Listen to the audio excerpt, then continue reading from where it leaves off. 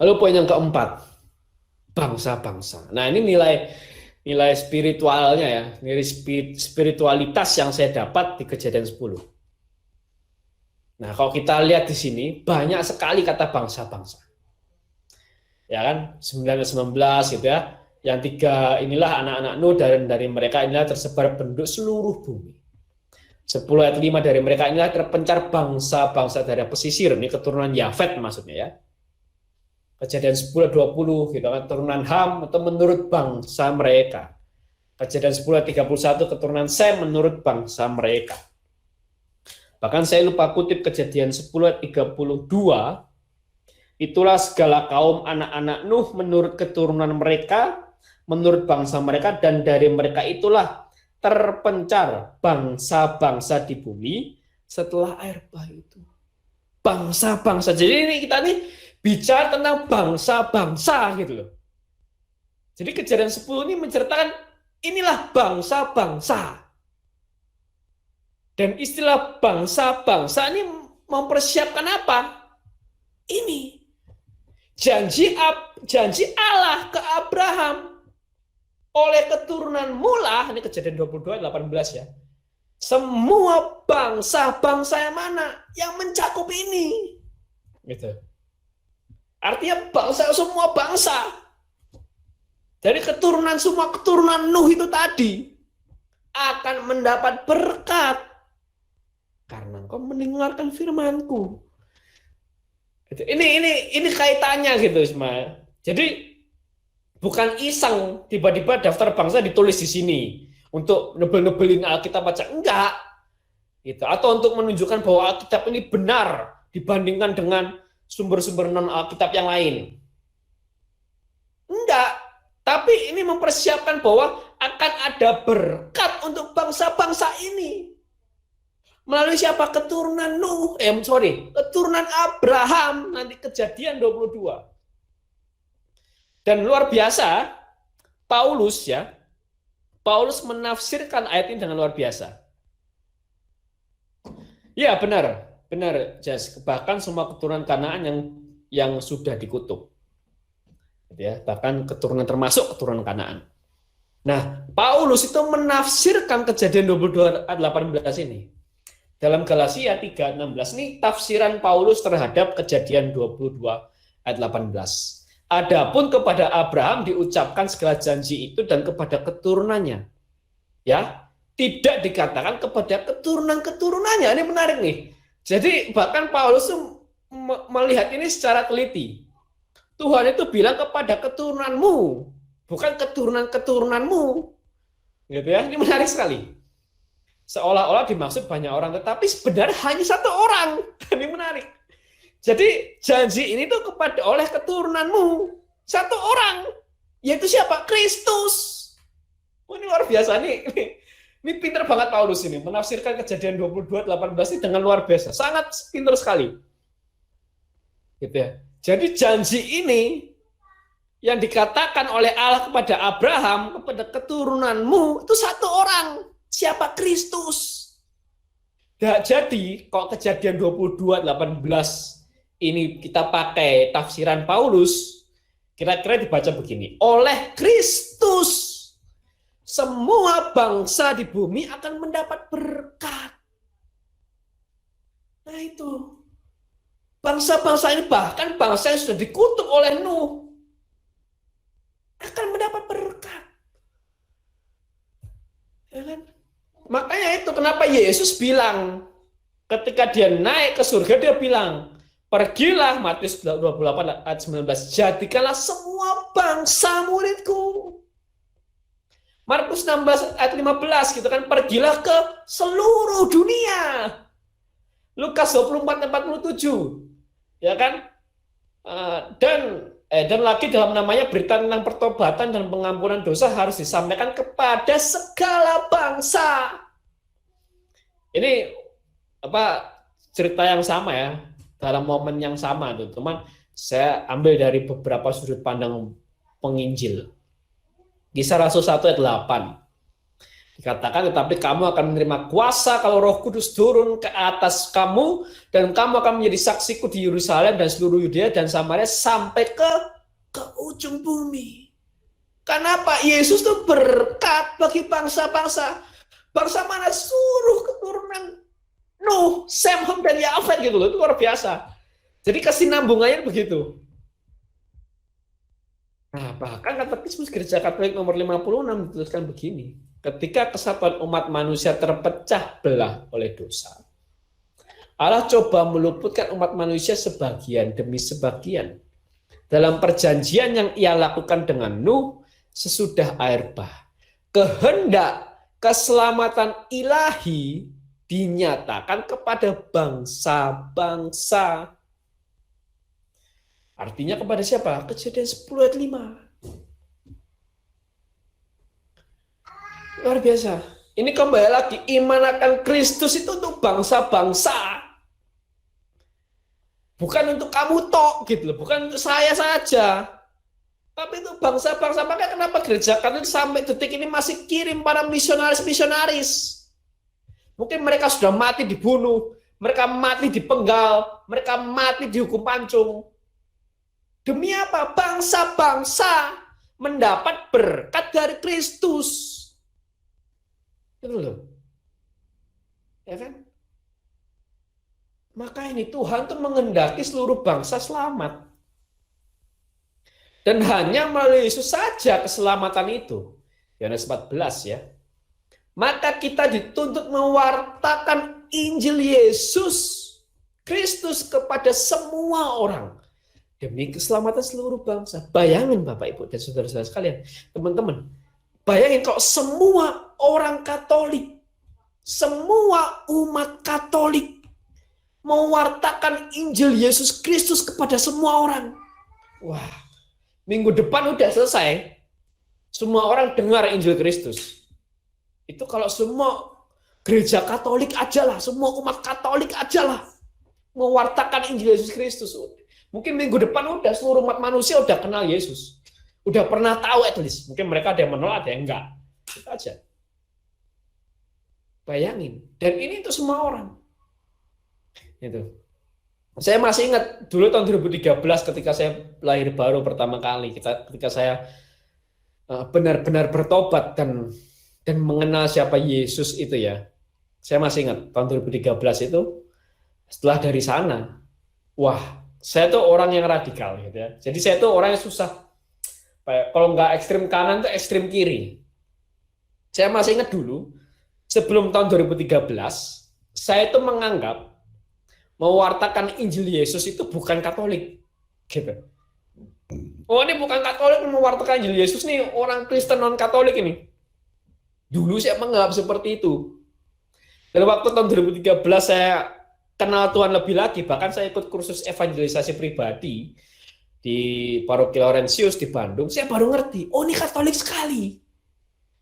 Justru tugas kita mewartakan Injil Yesus Kristus sampai ke ujung bumi. Maka dari sana, wah saya panggil teman-teman saya ajak ketemu teman-teman saya. Kan, saya bawa Alkitab. Kamu kalau mati kira-kira masuk mana? Kamu kalau mati kira-kira masuk mana? Nah, biasanya orang Katolik itu jawabnya apa? Api penyucian gitu ya. Api penyucian. Wah, kamu berarti belum benar-benar percaya Yesus nih. Wah, itu kira-kira begitu. Saya jelasin, wah tuh satu persatu. Teman-teman saya ajak untuk ketemuan gitu kan. Karena ilmu dari CAP itu tadi. Dan memang iya, dalam iman kita tuh pilihannya cuma surga atau neraka. Api penyucian tuh ujung-ujungnya surga. Jadi pilihannya tetap dua, surga atau neraka. Nah, untuk masuk surga ini bisa langsung atau melalui api penyucian gitu. Tapi api penyucian tuh pasti masuk surga. Vonisnya tuh vonis surga, hanya melalui api penyucian. Jadi pilihannya cuma surga atau neraka sebenarnya. Jadi kalau kita ditanya sama orang lain, bahkan apalagi orang Kristen non Katolik gitu ya, kamu hanya masuk surga atau neraka? Surga jawabannya. Kenapa? Yesus jaminan keselamatan, selesai. Gitu. Dulu tuh saya begitu banget, gitu ya. Dulu saya begitu banget. Jadi dan itu proses. Akhirnya sampai sekarang gitu ya, saya tidak begitu banget, tapi saya berani mewartakan ke siapapun. Gitu ya. Sekalipun saya tidak sebegitu banget sampai benar-benar ngajakin orang, wah ketemuan ini gini gitu ya. Tapi saya berani wartakan Injil Kristus kepada siapapun. Waktu saya masih ingat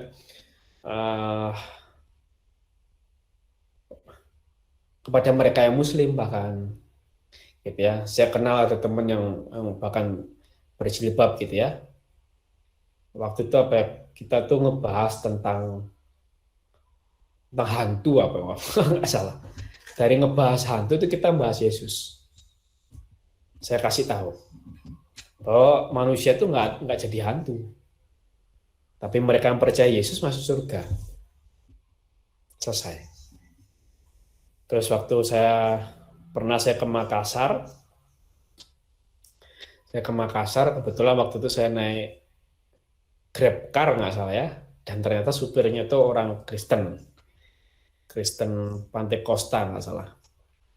Nah itu sama juga, karena dia ada gantungan di spionnya itu salib. Saya tanya, oh Bapak Kristen ya? Oh iya saya Kristen. Bapak Kristen juga? Iya Pak saya Kristen, saya Katolik tapi. Ya kan Katolik kan ya Kristen toh. Pengikut Kristus, Kristen itu artinya. Nah, wah terus dia tanya-tanya nih kan, biasa orang Kristen non Katolik itu tanya-tanya ke kita tuh biasa. Kenapa kok gereja Katolik kok pastor nggak boleh menikah loh? Lah wong Paulus ya nggak menikah loh Pak Yesus ya nggak menikah, gitu kan? Kenapa kok gereja Katolik kok baptis kok percik? Lah wong sekarang kita kok daerah susah air dipaksain baptis selam ya. Mereka mau minum apa? Minum air hasil baptisan itu tadi. Ya kan kotor juga. Mending percik. Untuk apa? Untuk meuniversalkan baptis itu. Bahkan sampai ke daerah-daerah yang susah air pun baptis masih mungkin untuk dilakukan. Nah itu kayak gitu-gitu. Bahkan saya sempat diskusi juga gitu kan. Wah ini saya agak nantang sih waktu itu. Saya sempat diskusi, saya tanya gini. Ibrahim itu agamanya apa sih? Nah, tapi ini ya begitulah, gitu kan? Kita diskusi singkat tentang siapa tuh Mesias dan siapa tuh Yesus. Nah kayak gitu-gitu. Saya tidak sefrontal dulu, tapi saya masih berani untuk mewartakan Injil Yesus Kristus kepada semua orang. Dan ini harusnya kita punya mentalitas ini. Bahkan harus lebih radikal lagi.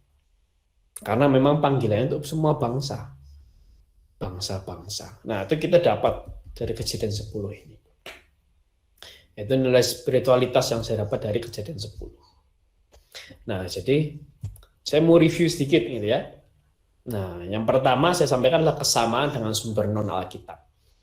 Artinya apa? Sumber Alkitabiah itu dapat disandingkan atau dibandingkan dengan sumber sejarah non-Alkitab sebagai bukti kebenaran informasi dalam Alkitab.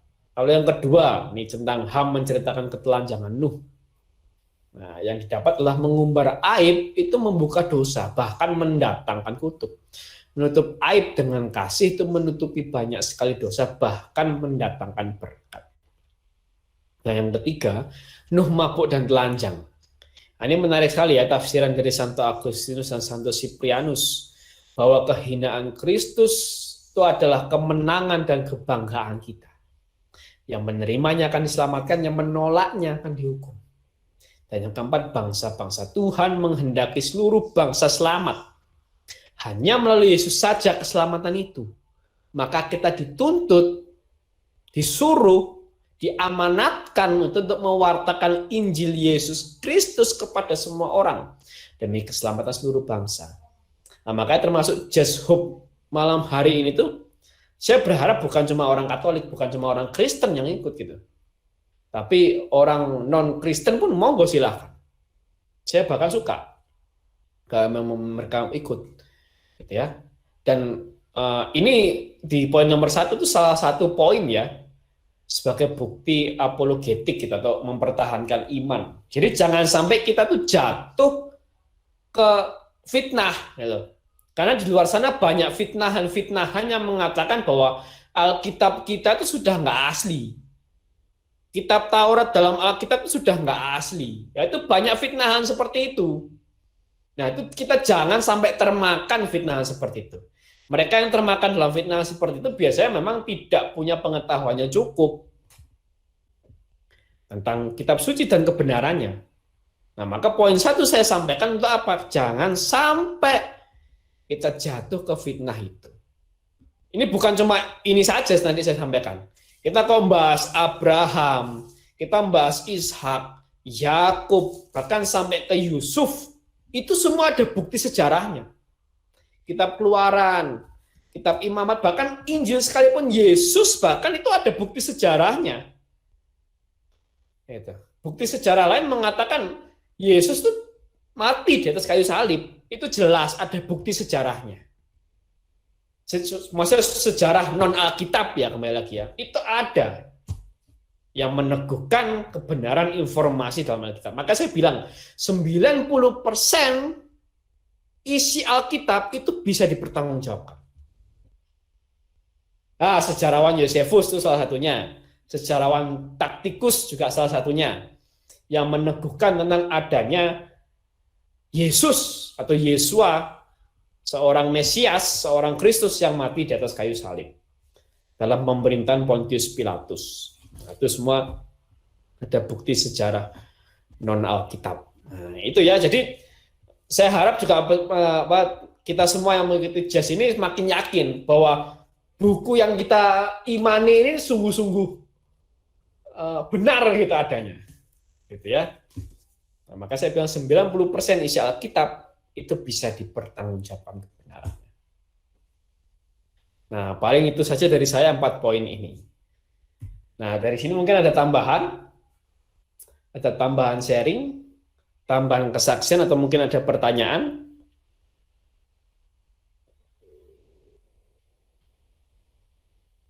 Boleh, silakan.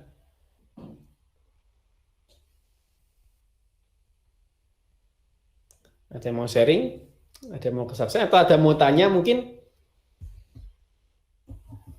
atau ada yang mau meneguhkan juga boleh.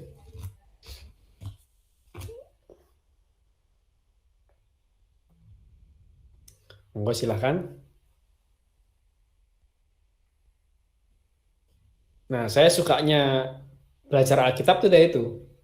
Karena puji Tuhan, karena kasih karunia Tuhan, saya itu suka baca sejarah. Dan ternyata Alkitab kalau disandingkan dengan sejarah yang non Alkitab gitu ya, sejarah sekuler, lah kok ngatuk gitu loh, apa nyambung, ya ngatuk kayak kuliah umum ya. Semoga tidak membosankan seperti kuliah loh ya.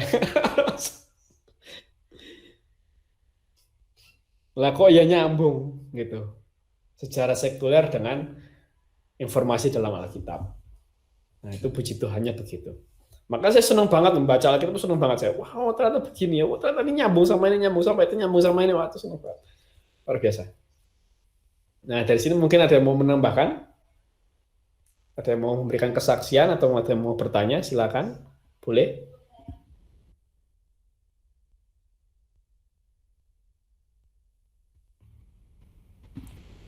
Oke, sepertinya tidak ada. Apakah Ibu Tian masih bergabung? Enggak ya? Oke. Kalau gitu pengumuman akan saya sampaikan. Nah, kita di bulan ini kita sudah selesai. Ya, sampai Nuh dan anak-anaknya dan daftar bangsa-bangsa keturunan Sem, Ham, dan Yafet. Nah, bulan depan kita lanjut lagi masih. Gitu ya. 3 Juni, ya, minggu depan kita akan bahas 3 perikop nih. Semua dari Kejadian 11. Menara Babel, keturunan Sem, dan keturunan Terah. Bahkan Menara Babel itu pun ada kaitannya dengan sejarah sekuler. Nah, tapi itu minggu depan nanti kita akan bahas itu. Nah, ini besok minggu kita tidak ada PD seperti biasa. Di minggu terakhir di minggu terakhir di bulan Mei, sebulan sekali ya kita akan doa keliling. Dan doa keliling ini hanya dilakukan offline gitu. Jadi tidak ada online-nya. Jadi bagi teman-teman yang di Bandung dan mau bergabung, nah, jam 1 siang kita kumpul di depan Kapel Borromeus. Ya, masih semangat ya? Luar biasa. Nah, satu siang kita kumpul di depan Kapel Borromeus. Nah, bagi teman-teman yang di luar Bandung, boleh silakan bergabung, gitu kan? Mungkin mau mendoakan keliling untuk tempatnya, untuk rumahnya, untuk kompleknya, untuk kotanya juga boleh. Karena bangsa ini, tempat tinggal kita itu butuh doa-doa kita. Nah, hari Selasa, seperti biasa, kita akan miracle room ya. Kita akan berdoa syafaat, itu setiap Selasa jam 8 malam. Dan minggu depan 3 Juni setiap Kamis jam 7 malam kita kembali lagi jazz, kita akan bahas Kejadian 11. Dan semuanya ini linknya sama. Ya, meet.google.com HHU-GIYH-RZC. Ini linknya selalu sama. Jadi di save aja nih linknya, selalu sama linknya. Jadi bagi teman-teman Bapak Ibu yang mau bergabung dalam online-nya, monggo silakan. Tapi khusus besok Minggu itu tidak ada online-nya karena kita akan doa keliling. Nah, ini bagi Bapak Ibu teman-teman yang mau mendengarkan rekaman jazz sebelum-sebelumnya, boleh, bisa di YouTube kami, House of Praise Bandung. Kalau mau langsung ke daftar rekaman jazz, bisa langsung ke bit.ly/rekaman jazz hub. Nah, Bapak Ibu teman-teman juga diundang juga untuk follow Instagram kami, house.of.praise, dan follow TikTok kami kalau ada yang punya ya, house.of.praise.bandung. Itu pengumuman dari PD kami. Ini ada pengumuman tambahan, akan diadakan KRK, Kebangunan Rohani Katolik, oleh BPK Keuskupan Bandung tanggal 30 Mei. Jam 6:30. Ini pendaftaran 20.000. Boleh silakan. Ya, mendaftar boleh nanti ke teman-teman Hope, kalau ada yang mau mendaftar boleh silakan kontak atau ke kontak person yang ada di sana. Dan dilanjut dengan SHDR, Seminar Hidup Baru dalam Roh, yang diadakan oleh BPK Keuskupan Bandung. Tadi telah dipromosikan oleh Leo ya, kedua acara ini ya. Itu mulai 2 Juni 2021.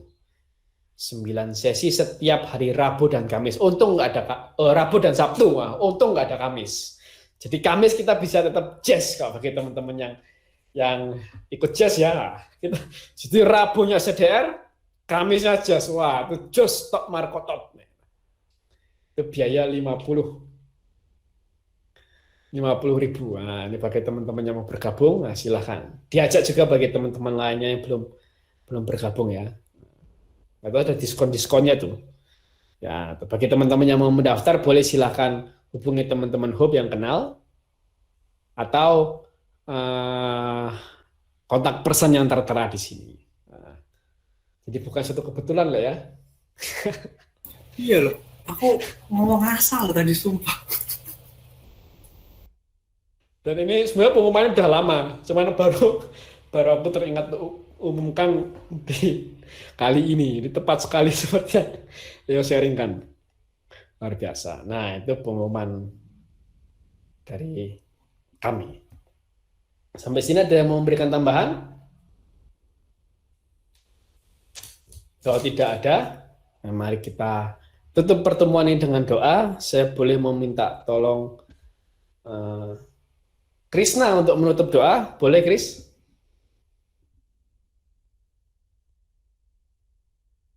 Halo, ya boleh. Silakan.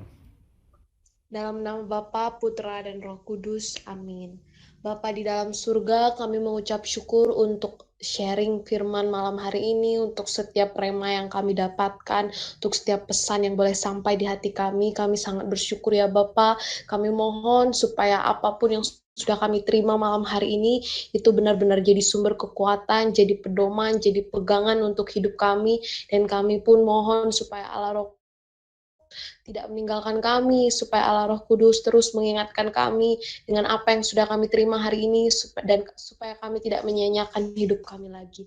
Terima kasih Tuhan, bagimu segala pujian, hormat, dan kemuliaan pada Bapa, Putra, dan Roh Kudus, seperti pada permulaan, sekarang, selalu, sepanjang segala abad. Amin. Dalam nama Bapa, Putra, dan Roh Kudus. Amin.